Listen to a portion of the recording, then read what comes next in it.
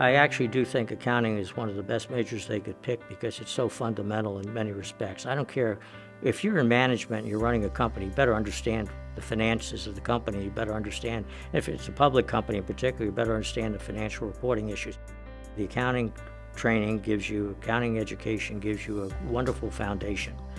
Because if you got the accounting training, some of the other stuff, I don't want to say it's easy, but it may come to you better because you've got the foundational accounting training. If you know, the accounting is supposed to represent what does it cost to run the business? How is the business being run? So you have to understand the business in order to be a good accountant.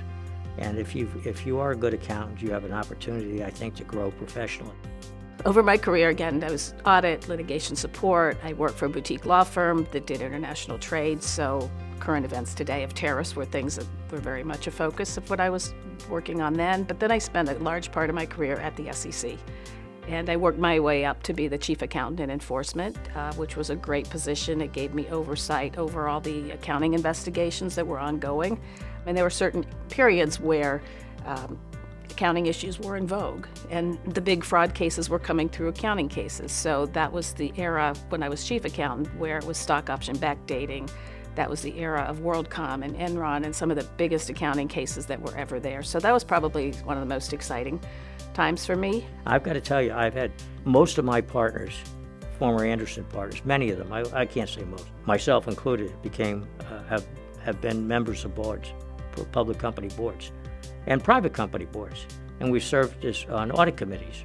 And I think there's no question that anybody would tell you today that board governance and board oversight is critical. One of my partners, Randy McDonald, became the president and COO of Pennzoil. One of my other partners, Steve Hemsley, became the CEO of United Healthcare. One of my other partners, Larry Weinbach, became the CEO of Unisys.